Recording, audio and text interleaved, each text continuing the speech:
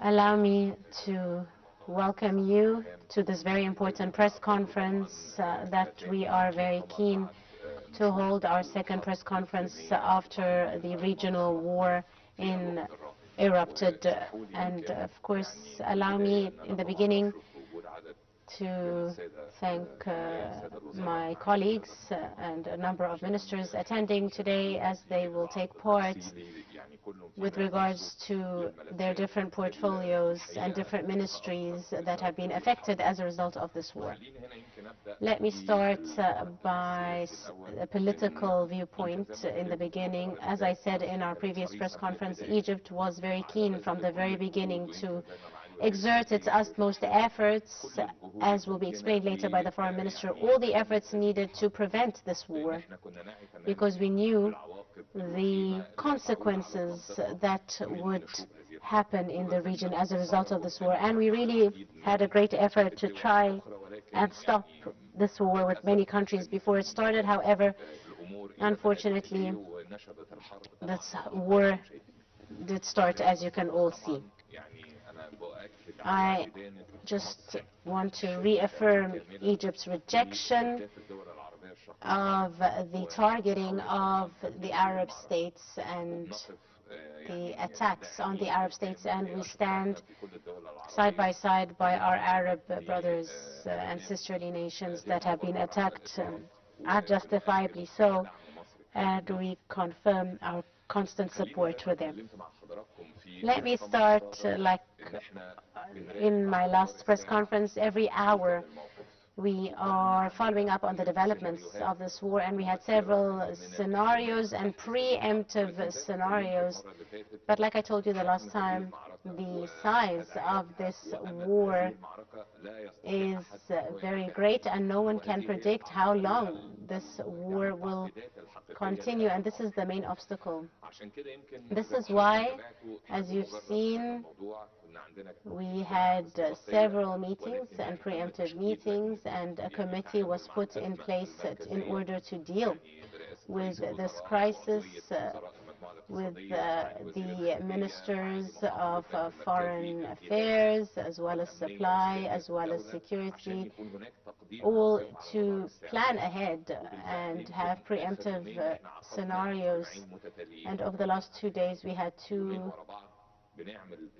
respective meetings in order to follow up and revise the situation wholly over every development, over every hour. The most important thing that we found, and as you've seen in the consequences of this war, has resulted in great disruptions to the energy supplies as well as trade supplies, and this has started to affect lots of products and services, and we've seen rises and jumps in many numbers. In the press conference we held last time, when you asked me, are we going to start taking a temporary or new measures, the barrel of fuel had jumped to $84 from $60-something, and then after 2 days you've seen how this continued, $93 per barrel, and then yesterday we saw $120 per barrel before the markets calmed down a little bit after the U.S. President Donald Trump's address yesterday, and markets dropped slightly. And just before I'm meeting you now, when I took a look at the numbers, it's about $92, $93 per barrel of oil.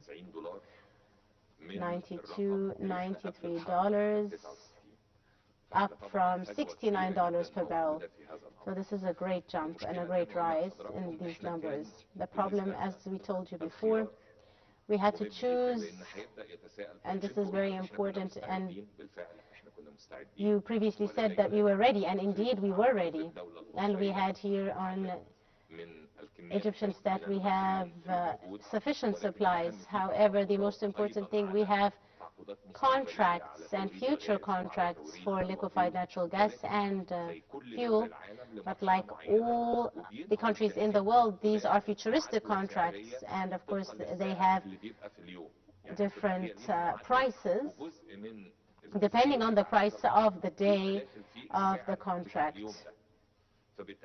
So surely this has affected the price rises. We are seeing their influence, and this is the main issue that we face. We had to see the pressure, and this increase in foil prices is unprecedented in a very short time.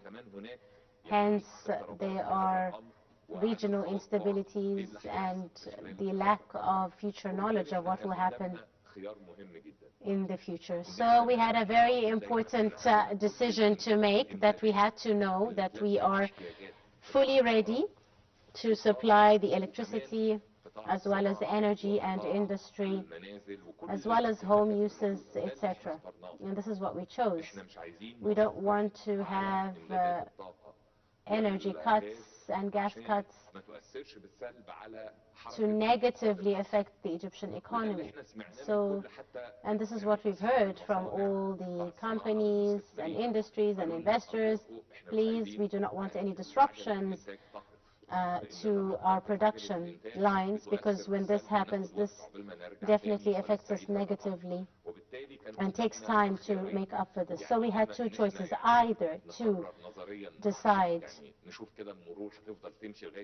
to wait and see, even though we know there is an unknown danger and we do not know how long this war will last, and try to keep these prices stable, and this was going to result in great disruptions for the Egyptian state and the budget, or take preemptive measures from now in order to keep our production wheel and life cycle here and Egyptian economy afloat. We also, at the same time, are still subsidizing a great amount of the increases. On the contrary, we do not let the citizen bear the brunt of the increase in prices. We subsidize most of the increase. As you've seen, I want to remind you, last year in October, we said that we hope that there will be no increases to fuel prices for a year, and this was indeed our target and aim at the time, not to have any petrol price hikes, and our budget was even planned accordingly. Specifically, in October, when we took this decision not to rise petrol prices for the next year, the barrel of petroleum was $61.10. Today it is $93 a barrel, down from $120 per barrel.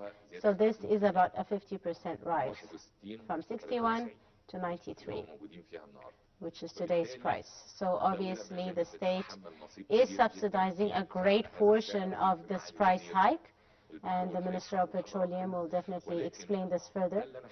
But this is what I wanted to explain to you, that this is an unprecedented moment.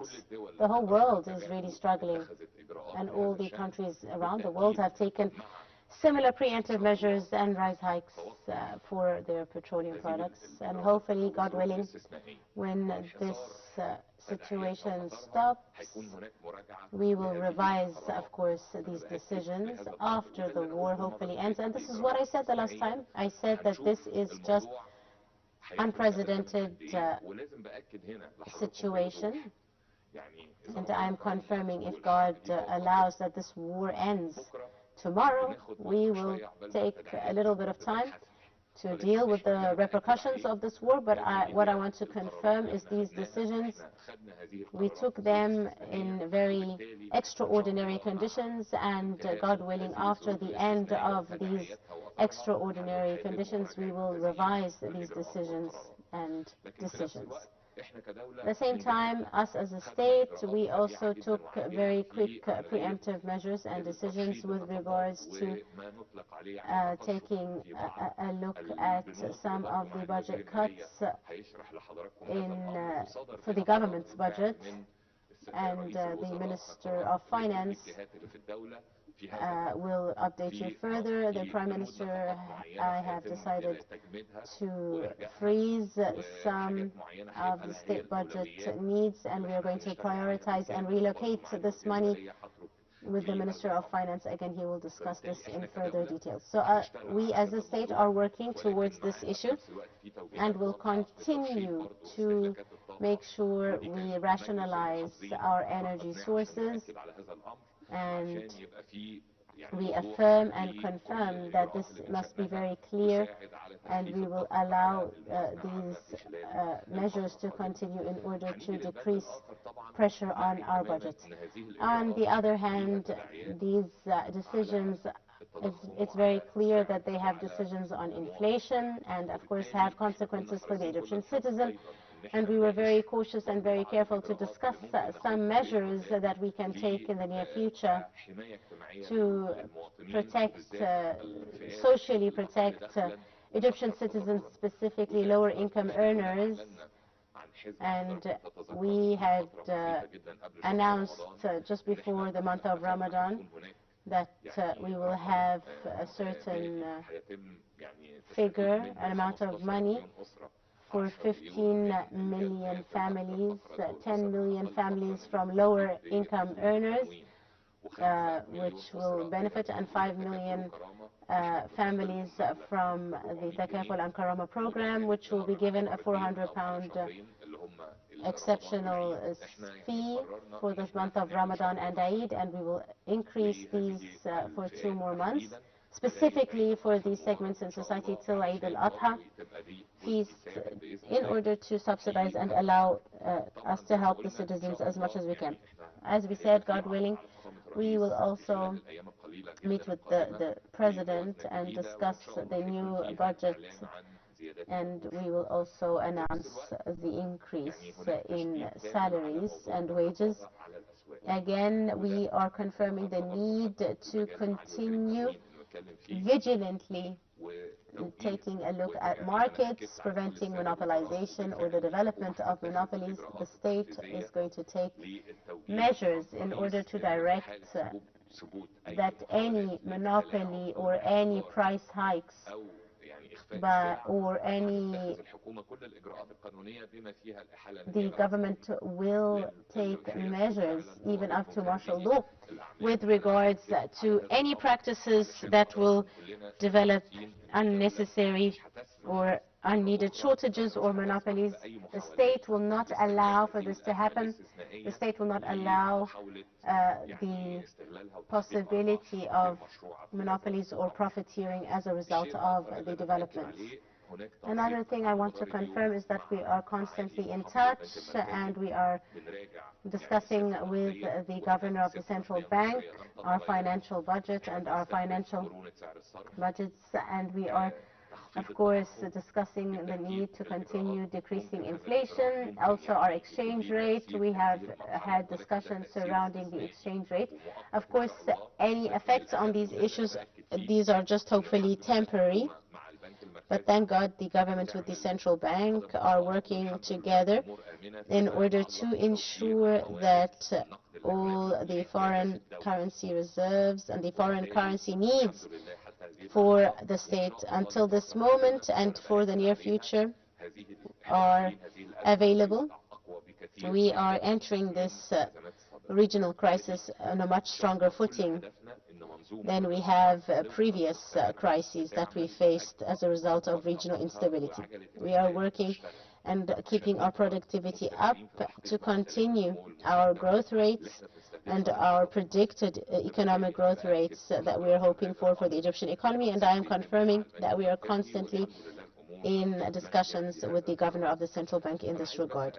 I also want to reassure you once again that the state is fully aware of the pressures in light of the current situation faced by the whole world, not just this region.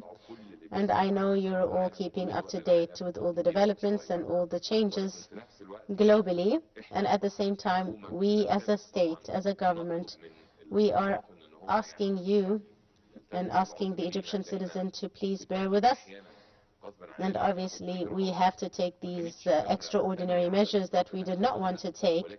But as a result of these extraordinary circumstances, we had no alternative but to take these decisions and bear the brunt of this and have the citizen bear the rest with us. We're hoping that this will not be for a long period of time, and we will hopefully change these circumstances. And we were seeing great economic development in Egypt over the last few months. All the sectors were recording growth and development, and all global institutions were saying the Egyptian growth was going to be unprecedented. But as a result of this situation in the region, things are shifting, and we as a government are fully aware, once again, the pressures as for the state and the citizen, and we will do our best, God willing, to surpass this crisis with as little losses as possible. Allow me now to give the Foreign Minister the floor to discuss the political side of this, then my other colleagues for the economic segment. Thank you very much, Prime Minister. I would like to indicate and focus on a few topics which highlights the Ministry of Foreign Affairs' efforts in dealing with this current crisis, this regional and international crisis, and working towards lessening the consequences of this crisis on Egypt, and working towards diplomatic and political solutions according to the directives of President al-Sisi.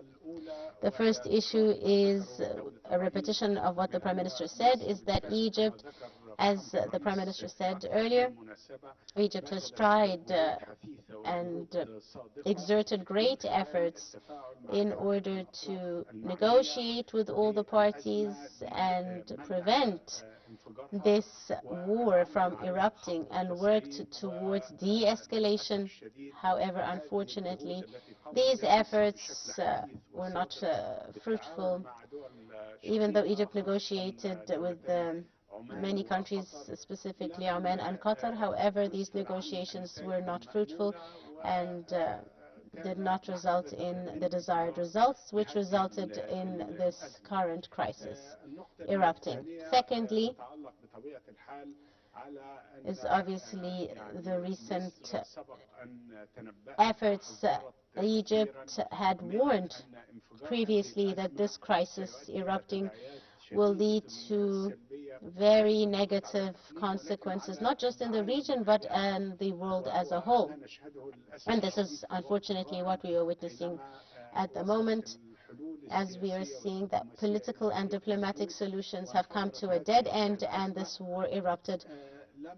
We can see that it not just affected a single state, but affected all the region and all the countries even around the world.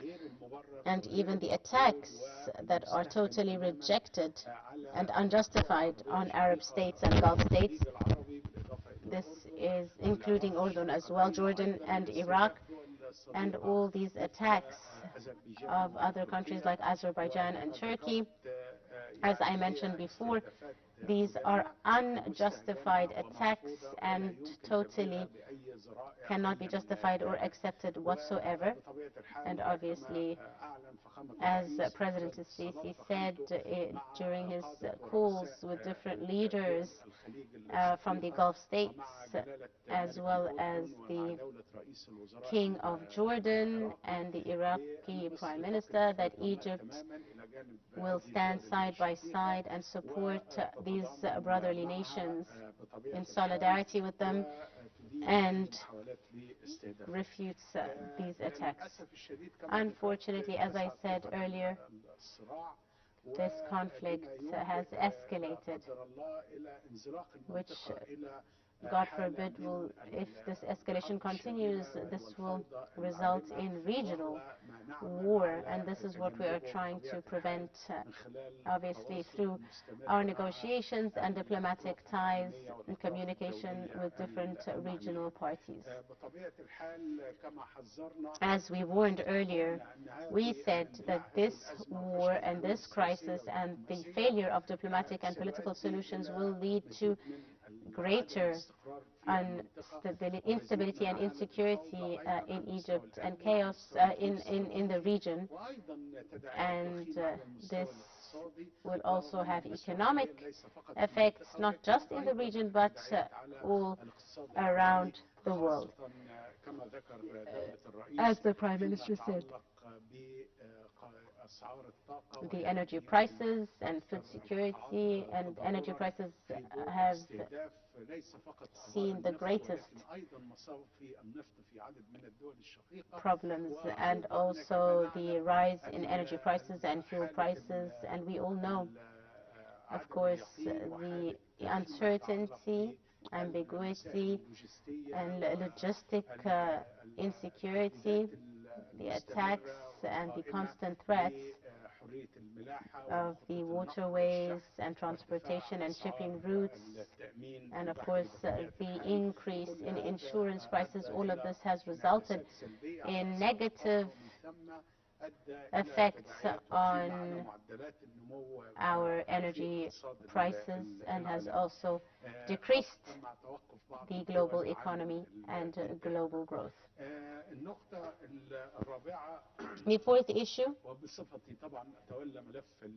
as a result of me heading the international cooperation folder and also as a result of directives by the President and the Prime Minister, we are constantly working with our partners and international partners and financial institutions and the United States, the European Union, and the World Bank, and the Islamic Development Bank, and the Arab Bank, the Arab African Bank, and the European Bank for Development and Reconstruction. We are working with all these institutions and financial bodies to quickly reach some of the agreements with these institutions in order to provide the needed finance to support budgets and to allow the Egyptian state and the Egyptian government to deal with the consequences of this crisis, specifically with relation to the prices of energy and food. We are constantly in touch with these institutions, and God willing, in the next few weeks, we are hoping to see some positive results in this regard, with regards to more funding to support the Egyptian budget to deal with these dangerous developments and crises. And for my fifth point, what I want to assure you and confirm is the presidential directives that are clear with regards to provision of all the needed support for the Egyptian citizens and the Egyptian expatriates abroad, specifically those in neighboring countries and Gulf countries that have been under attack, as well as the citizens of these countries.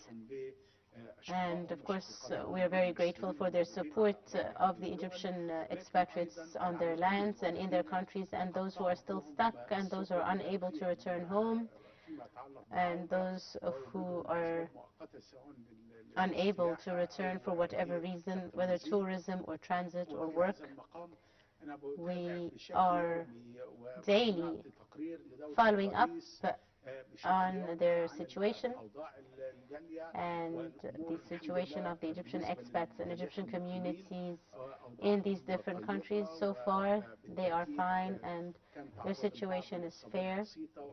Very few were injured, however, they've been released from hospitals, and for those stuck or unable to get back to Egypt, we have a committee in charge of following up with the ambassadors in these countries to deal with the people that are stranded or unable to return home, and we are trying our best to get them back home. And on this note, we would like to thank a few countries like Saudi Arabia, Oman, Jordan, for their quick response to our request to give visas or emergency visas for the Egyptian expats in these Gulf countries or neighboring countries to cross into their lands, either in Jordan, Saudi Arabia, or Oman, to cross into their countries till they are able to get home. And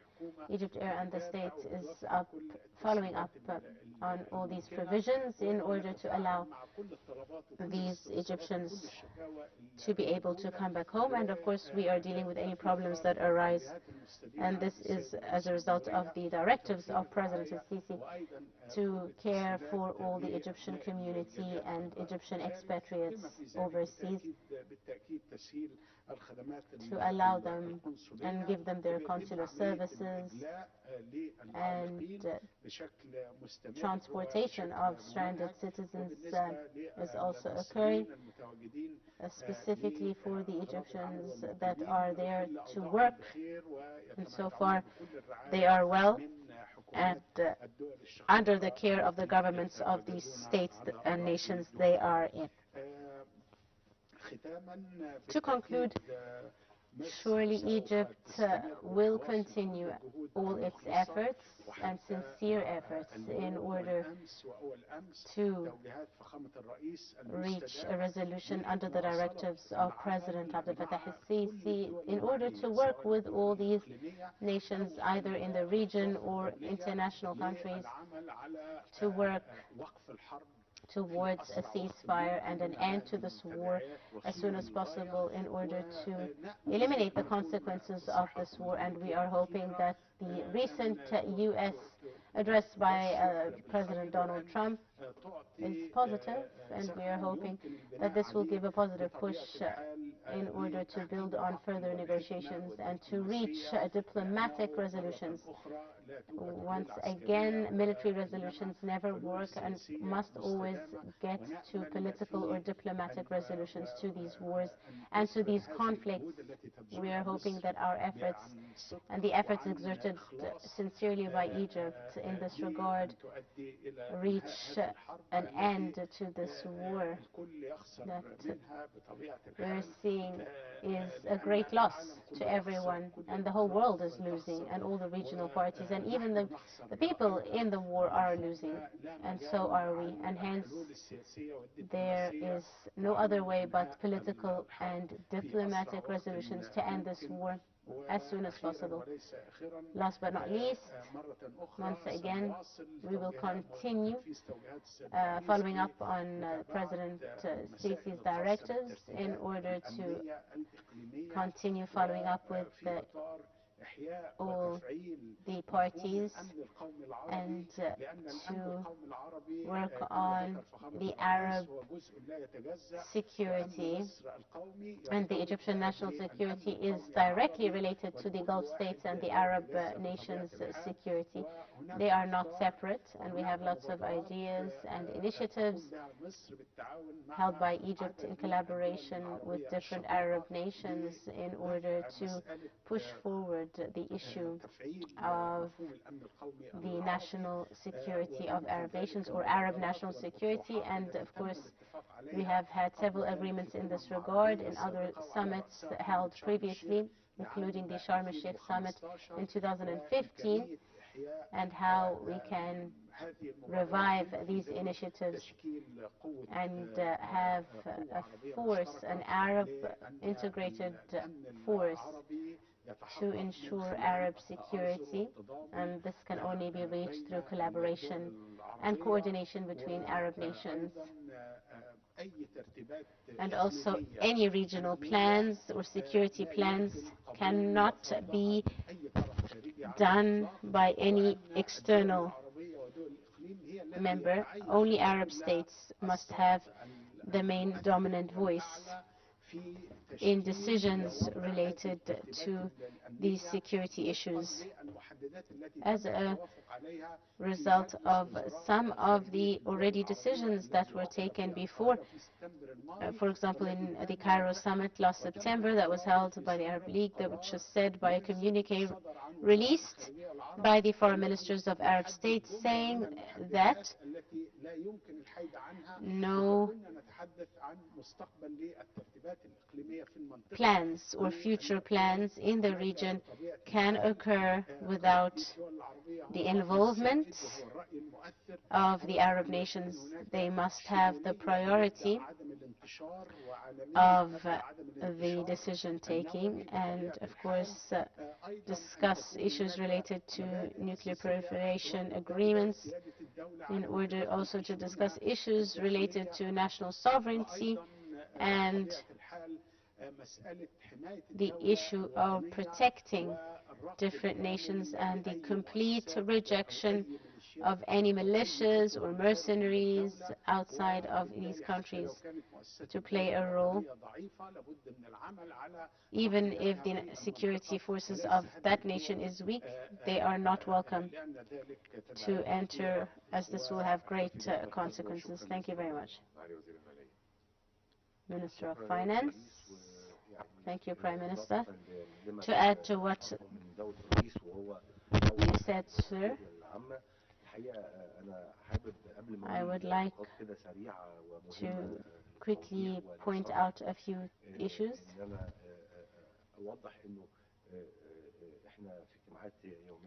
We have daily meetings every day with the President, and we have set a committee to follow up with the developments, and we've taken several decisions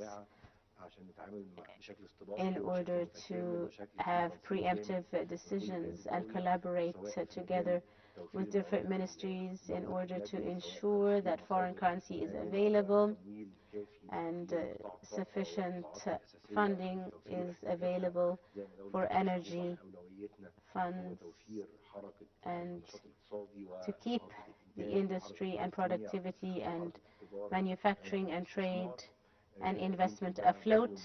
This is a very important issue, and to also make sure we do not pressure or add further pressure on these very important sectors in order to fulfill the needs of the state, as well as social protection mechanisms in these extraordinary conditions.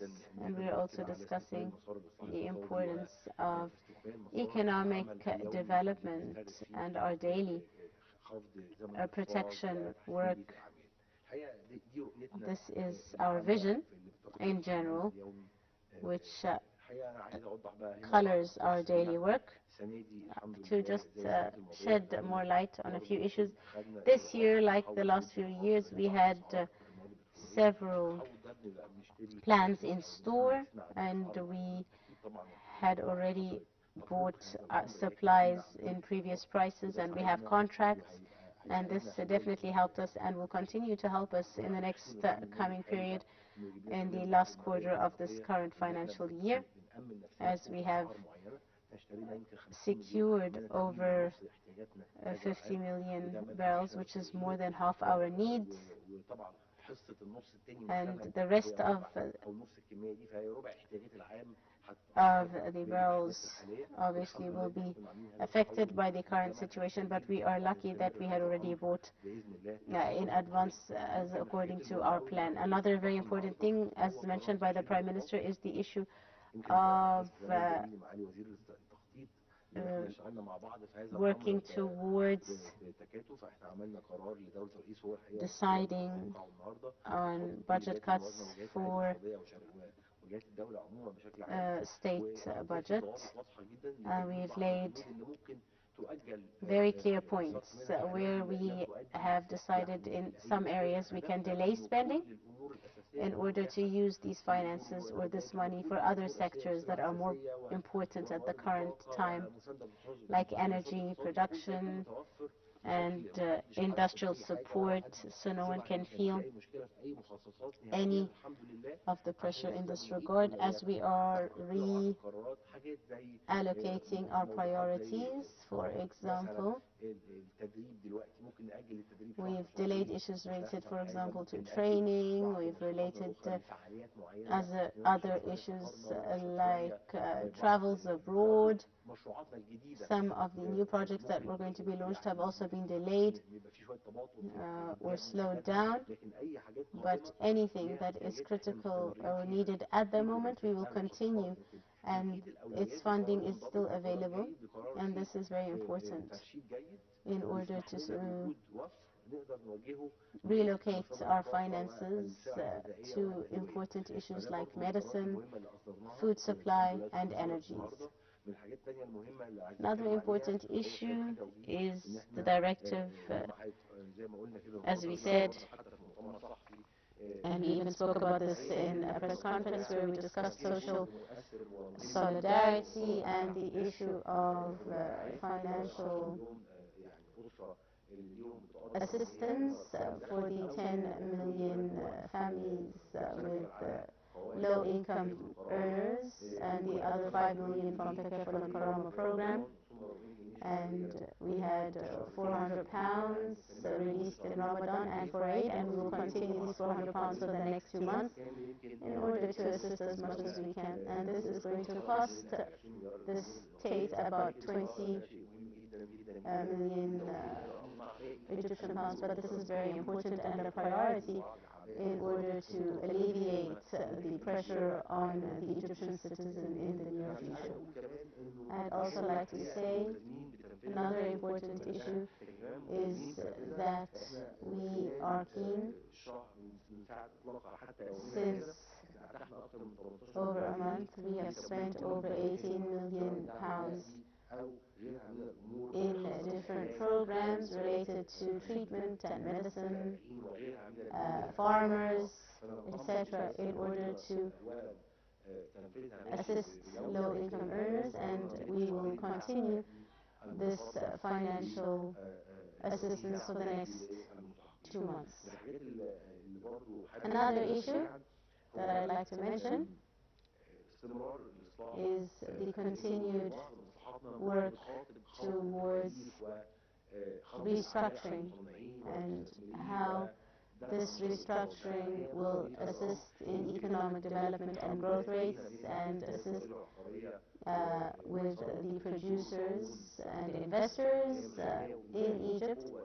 And we are very keen to continue providing subsidies for producers and investors, and we will have tax cuts as well in order to be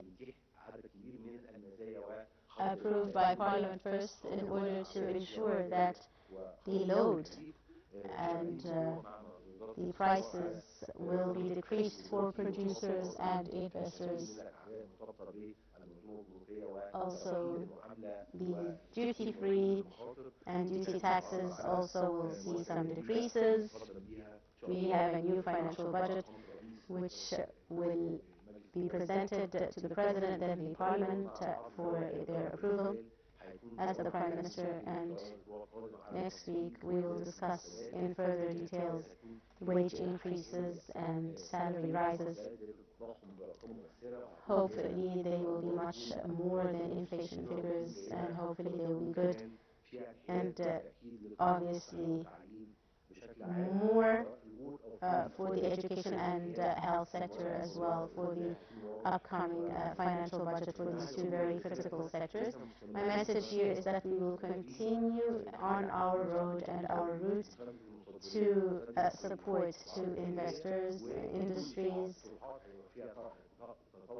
and we are hoping to see further development and positive development in this near future, where we will see all these reforms implemented, and hopefully the environment and work environment in Egypt will continue to attract investors both nationally and internationally. Thank you, Prime Minister, Minister of Supply. Let me start by assuring the Egyptian citizen that no increase in bread prices are planned, and this is a very important issue for Egyptian citizens, especially with solidarity and social solidarity. We have a great budget, and any increase will be subsidized by the Egyptian government over 1.6 billion yearly, but the state will carry the burden of this for the bakeries that use solar. We have certain challenges, for example, for bakeries, and I'm here calling for the bakeries to not exceed and increase prices, and we as a state will continue monitoring bread prices that are in the free market, not the subsidized ones by the government, which will not see any increases in the near future. Second issue that I'd like to discuss is the strategic strategic issue related to food security is still secure.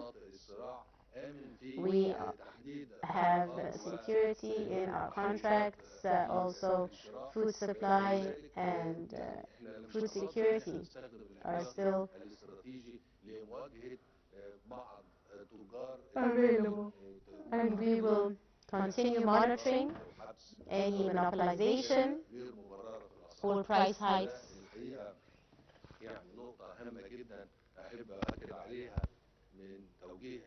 And this is a very important issue which we must discuss and continue to monitor. The committee will continue to monitor all price rises with anyone who will plan to increase prices or monopolize any product. These issues are critical, and we are following up on them and monitoring them through different committees, and we've seen this 400 pounds for the first month and second month was distributed very easily, and we will continue after this decision to add another 2 months of these increases. And we will remember that, of course, we have this opportunity to have these developments with regards to these good prices. I once again want to assure that traders, we have several studies underway to ensure that all the price upticks will be monitored, and any unjustified price hike, we will have a clear role and advisory to deal with such practices in collaboration with the different entities to ensure that the market prices are stabilized, and we will not allow to have even more upticks in prices. Petroleum Minister. Thank you, Prime Minister. Let me start by assuring everyone that we will continue providing petroleum products to all the sectors and industries, and we will work towards this provision. In order to have sufficient petroleum products for all the needed sectors, we need to plan accordingly, and obviously we have to make sure that productivity increases, and we have to decrease our imports as well. And over the next period of time, We must rush issues related to domestic production and the production of our energy needs in order to have sufficient needs for ourselves, and also to ensure more exploration of natural gas fields over the next period of time continues. And I will confirm that the priority is to increase domestic production. With regards to imports, with regards to petroleum imports, with regards to petroleum specifically, we need over 28% of our petroleum products to be important, and solar about 45% of our needs. We also need to import. And in order to import these amounts, we always put and prioritize, and the message is clear. We have contracts with different and diversified sources and different companies and different geographical areas in order to diversify our contracts, allowing different contracts to deliver our needs and avoid the energy crunch as a result of the Strait of Hormuz closure. So just to confirm, we have our petroleum products contracts available to us. Another issue is we have long-term contracts, and this is very important because we have like 6-month contracts, others for a year, others for 18 months, and this has very specified amounts of products that will be imported, and there is a certain degree that is stable with regards to money. However, there's also a part of these contracts that depend on the price of the day in order to reach the products to the Egyptian market. This is exactly what happened as we've seen the increase or price hikes that were unexpected. We've seen these extraordinary circumstances in the region, and we've seen an increase now. For example, we've seen over a 30% rise in energy prices just from February till March. Petroleum products have gone up 25%, solar products have gone up over 80% as well. So this is why we constantly say, when we did our last hike in October, 17 October 2025, we had planned that there would be no rises for the next year. However, till October 2026. However, as a result, of course, of the unexpected and regional escalation over the last few weeks, this has forced our hand. And also the prices worldwide were increasing since October, but now the situation in the region has worsened these increases. The barrel was about $61.30. Today, we're discussing a barrel is about 93 after it had gone up to 115 and 120 dollars per barrel, which is another 50% hike in their prices. So again, this also results in a price hike of petroleum products or gas products, which obviously puts pressure on the state to provide the needed amounts of these products. And this is exactly what we were working towards over the last period of time, not to affect production or any sector in the state. Unfortunately, we had to take this action at 3 a.m. this morning. Even these rises, the state is still subsidizing a great amount of the hikes. Even after these rises, the state is subsidizing over 30 million pounds. Even with petroleum products, we are bearing the brunt as well of these rises as well. We just wanted to prioritize as a state to provide the needs, the petroleum needs for all the state sectors. Another issue we must keep in mind is the increases in gas, in natural gas, and these were about 12.13. Now they've gone up over the last week or so, over $20 per cubic millimeter, and this is a great rise. And even many countries have stopped producing this natural gas, which has further affected the price hikes, and hence we had to take this decision. I would also like to continuously say that we will continue providing all the petroleum needs for the different sectors, and also to tell you that our gas products are still available and secure, and our different pipelines from the diversified sources of LNG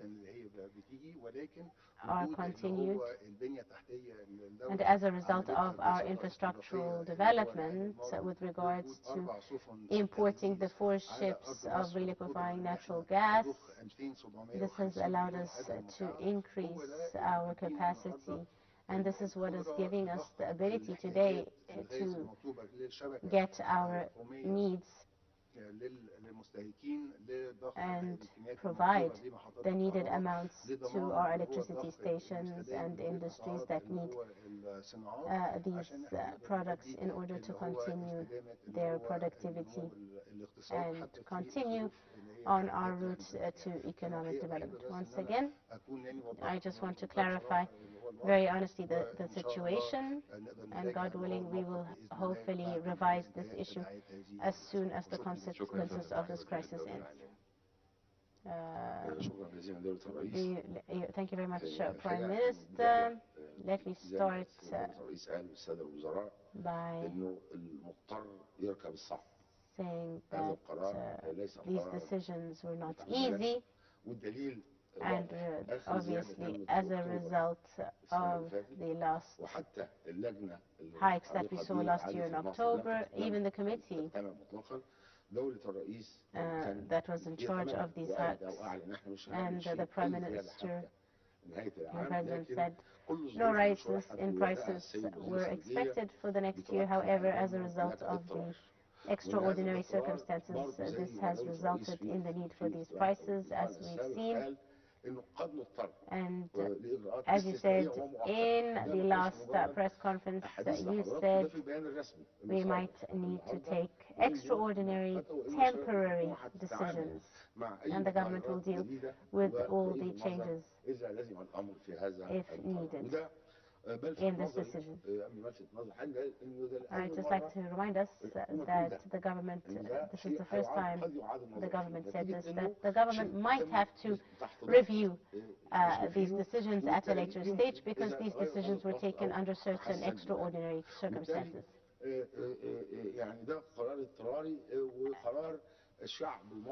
And this decision, the Egyptian citizen, of course, was affected as a result, but of course, no government was happy to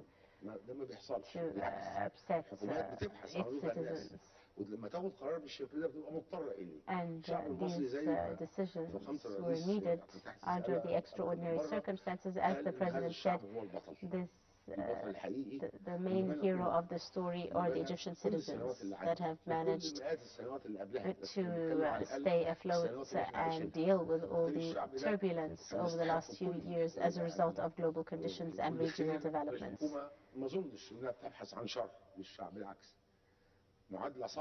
This is a very difficult equation indeed to keep the situation balanced, and any nation or any state has a great role. Can any citizen live without economy? No. But can any economy live without the citizen? Absolutely not. And this is a very difficult equation indeed, that all governments around the world are working towards reaching a balanced phase of this equation. The government now or even earlier has worked hard to cater for the needs of the citizens.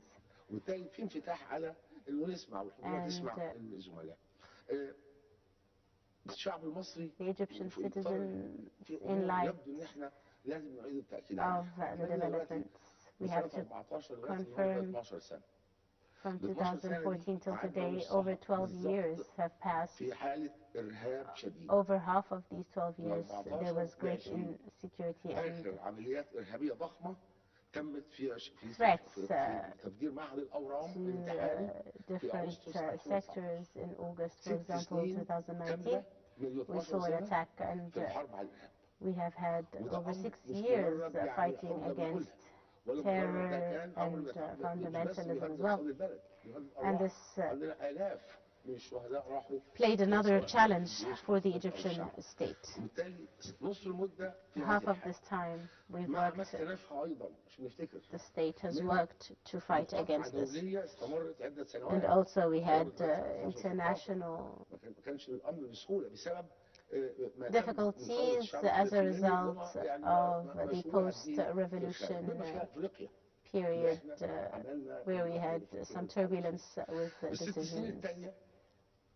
Over the last 6 years, from 2020, we had the COVID pandemic. According to the WHO, March 2020 started COVID and ended May 2023. So Corona pandemic had another 3 years, and then followed by the Ukrainian-Russian war, then followed the Gaza war, and this is in October 2023, and then now